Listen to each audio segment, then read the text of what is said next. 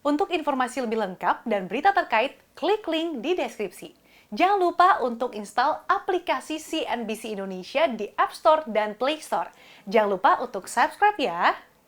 Gubernur DKI Jakarta Anies Baswedan ini sebelumnya sudah mengingatkan bahwa adanya sanksi denda bagi mereka masyarakat di DKI Jakarta yang tidak menggunakan masker dalam mencegah penyebaran COVID-19. Anies Baswedan menyatakan bahwa hingga saat ini denda yang sudah terkumpul mencapai 5 miliar rupiah dari nilai sebesar Rp250.000 per sanksi yang diberikan. Menurutnya capaian denda tersebut dikatakan bukanlah sebuah prestasi.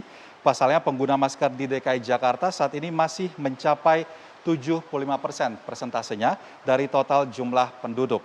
Idealnya ini pengguna masker di DKI Jakarta seharusnya menyentuh angka persentase di atas 85% dari total penduduk DKI Jakarta.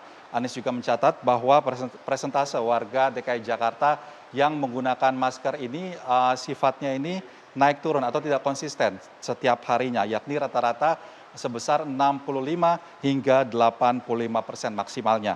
Berkaitan dengan catatan tersebut, ini Anies Baswedan mengatakan bahwa Pemprov DKI Jakarta telah membagikan sebanyak 22,5 juta masker kepada seluruh warga di DKI Jakarta. Hal ini dilakukan untuk mengurangi dampak dari penyebaran COVID-19.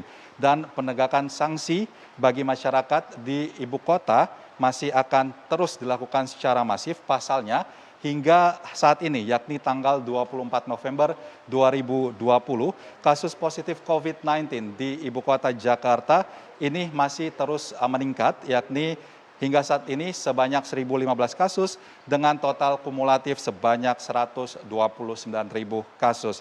Anies memaparkan grafik kasus aktif COVID-19 di ibu kota DKI Jakarta ini setelah PSBB ketat yang dilakukan pada 14 September 2020 cenderung menurun hingga pertengahan Oktober 2020. Namun tren atau grafik penyebaran kasus COVID-19 di ibu kota Jakarta ini meningkat setelah libur panjang di akhir Oktober 2020 silam.